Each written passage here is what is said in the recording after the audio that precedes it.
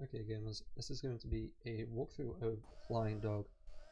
I recently got a really good Flying Dog in a run just the other day. This is the new community gold. It's after the restart I got 30.70, which is really good. The world record isn't too much better than that, and my PB is only 1 frame better than that. So the fight isn't actually too hard. There's 5 hits to it. But in a story run there is something just before that. You optimally do want to restart as soon as you are able to. But if you have a low life count, I wouldn't recommend it. I had 3 here, so I thought, okay, that's okay, because I'm probably going to get, well, I'm definitely going to get 1 or 2 en route to 80, so it's about worth it. And so you just do pause, down, A, left, just as fast as you can. You can actually see me practicing it here, like warming it up. And then I do it just as soon as I can. And so I did that on number 5, so that's on the 3rd possible frame that I did that, so I only lost 2 frames. And then it took me 12 frames to exit out, or to restart. So it took me an extra 12 frames, which is 0.2 seconds, which isn't bad. I probably could have gone a lot faster. But if you're going to do this, I'd recommend practicing it. I couldn't really tell you. I suppose my visual cue is just like knowing how long it is after Rouge finishes talking. Like I just know that timing, basically. Okay, but now for the real fight, you've probably seen a strategy where you spiral for the first hit. You spiral up here to get Flying Dog while he's moving towards you for the first hit. That's actually bad. It's quite an accessible strategy because it's just a spiral up where it's intended, but it's prone to just not coming out, and it's actually slower. Not by much, but it is slower, like just a couple tenths perhaps. But yeah, so as far as I'm concerned, there is no reason to do this, and you should learn the alternative, which is going to be this. And so for the first thing you want to do, you run straight to the left. So you're going to see me hold left sooner or later. Hit left and start mashing A. So you jump and glide over to the left, and you just want to get over to this general area. If you get to like where the ring trail is, if you pick up a ring, then you've gone far enough. For example, I collect a ring there, so I'm fine. And so then what I do is I just wait for a moment. So look at like my input display. I neutral stick for a moment just to let Rouge slow down and let the camera pan towards Flying Dog, because he's going to be going into this corner. If I didn't go over here to manipulate Flying Dog's position, he wouldn't be going into that corner right now. He'd be going into the other corner, and we need this one. And so then after that moment of neutral sticking, I run into the corner, I do a kick XL. It's quite a poor kick XL really. It's just a jump glide and then wait a little while and then kick. So you don't have to be particularly fast to get here. You can't be slow, but you don't need to be too fast. And so then when you're here, you want to jump onto the boxes and then jump and glide into Flying Dog. Now this whole thing is an invisible wall. You can just glide against this wall and wait for Flying Dog to be there, so there is no such thing as being too early. Which is good, but there is such thing as being too late. And so then as soon as you've hit Flying Dog, just let go of the stick. So like pretty much immediately once you've hit Flying Dog, just let go of everything. And that will land you on the edge of on the box there. That will land you on the edge of the box. And that's the best you can do. If you like keep holding an angle for quite a while, you'll land in front of the boxes. You're never going to land further back than this, so this is what you want to happen. And so then once you've landed, you can take your time with this, you just jump and glide into him again for a second hit right there. Just know that like Flying Dog is now inbounds, he's past the invisible wall, so if you hit him while he's invincible here, you're going to get knocked back. So you want to wait until he's vulnerable again before making contact with him. That's why you wait for so long. That's why you just don't go ahead and just go for it. There is such thing as being too early for this hit. Okay, and then after that hit, you want to get into the corner like for the normal strategy, and because you've just hit Flying Dog, so your controls are locked for a moment. Well, your analog stick is locked for a moment, and so what I have come up with is I drill drive and glide. So I glide into the invisible wall, and then I start holding the direction to go to the corner, and then as soon as the game allows me, I go into the corner, and then I land there. I land in the corner.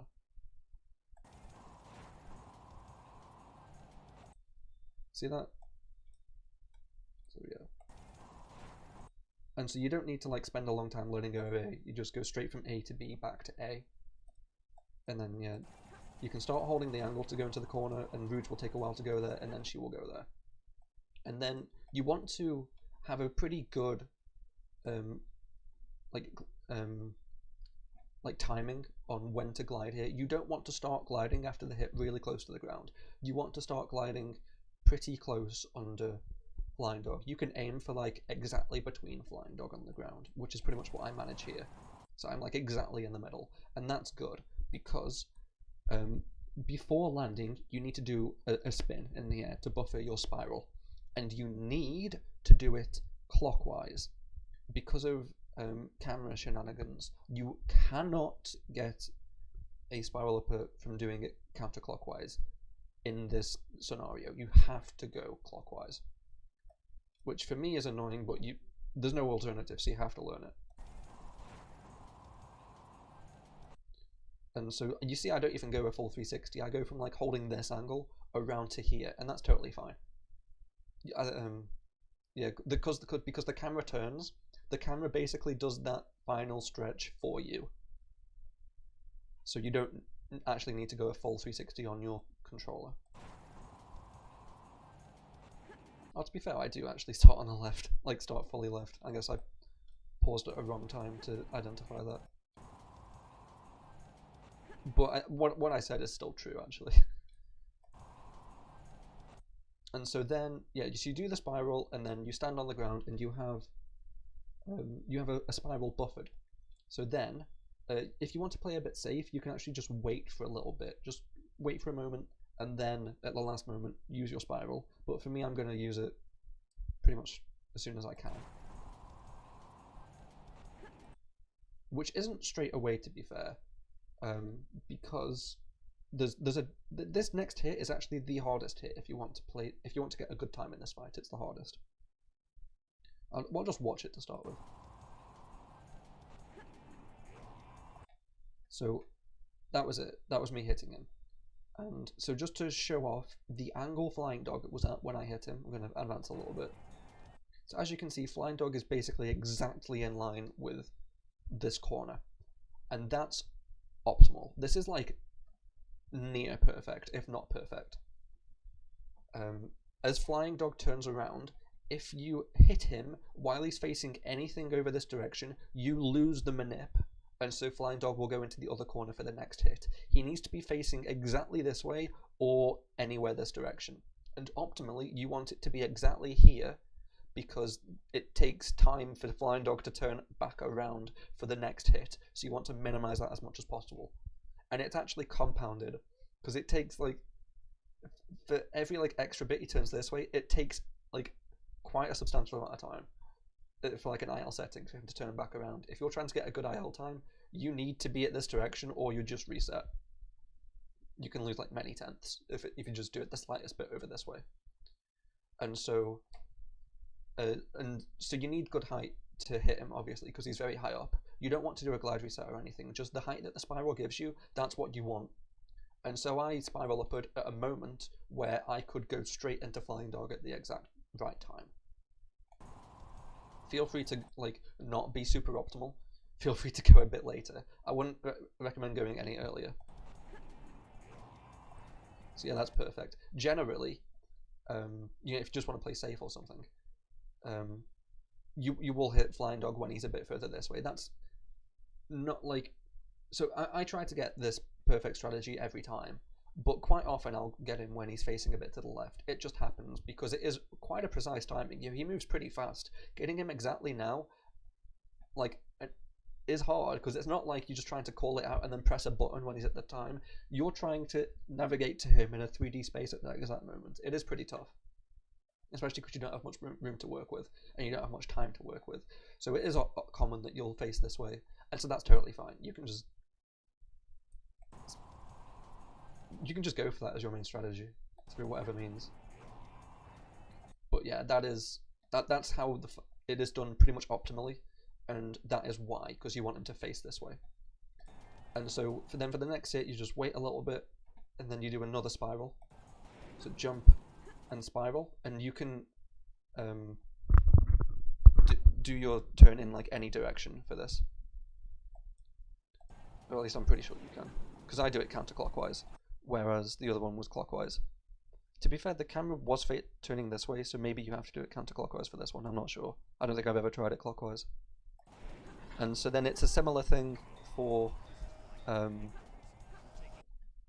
facing angle, except it's a different facing angle. It's the same concept where if you don't hit him at like a certain angle onwards, then you'll lose the manip and he'll go to the other side. But the angle is different. So where I am like right now, you can see that he's facing like over this way, and that's pretty much what you want. If you face exactly in the corner, you'll lose the manip. If you face just to the side, you'll lose the manip. This is pretty much what you want. I think that you can maybe go a little more to the right than this, but I wouldn't really recommend it. You just want to know that it's quite significantly more to the left. The point is that that Flying Dog has to be facing for you to keep the manip. And you have a lot more time to do this hit because you're just standing there in the corner. So like this is the fourth hit. So you do your spiral. You have a lot more time to do it because the camera's just a lot more cooperative. You just have a lot more time. And so it's quite easy to just go straight there. And so you won't have much trouble with this hit. But that's what you need to do to get the hit. And this is what about an optimal one looks like. And so then that just leaves the last hit. So I just do a jump and glide. Well, like a kick axle, but only the first three inputs of it, like jump, glide, drill drive. To go pretty quickly towards the boxes, jump on the boxes, and then you want to hit Flying Dog as soon as he's vulnerable. And I actually do like a perfect job, because Flying Dog's red ball to show that he's going to fire at that location never actually shows up in this example. I like hit him pretty much perfectly. I'm sure there's like a few frames where you can hit him and the ball won't show up, but I just got one of those, and so you know it was fast. That's what you're looking for. And I suppose it doesn't really matter what angle. Perhaps it does matter what angle you've hit him at. I've never considered this actually, not once. I've never noticed a difference. Wow, that's something. Maybe it is. Bottom line is you need to hit it. Well, you want to hit it before the red shows at all. And there is such a thing as hitting him too early, because you'll get knocked back. So there is like a perfect timing. Perhaps that perfect timing is variable though, depending on direction. But depending on his angle. I've never thought about that before. Who knows? Smile. And so that's it. That's the fight. And that's how to get a 3070, which is a very, very competitive time. And is enough to get you a community gold. So that's it. I suppose we'll watch it all the way through again, because I never did that at the start, which I normally do. So yeah, get your restart if you are to do that.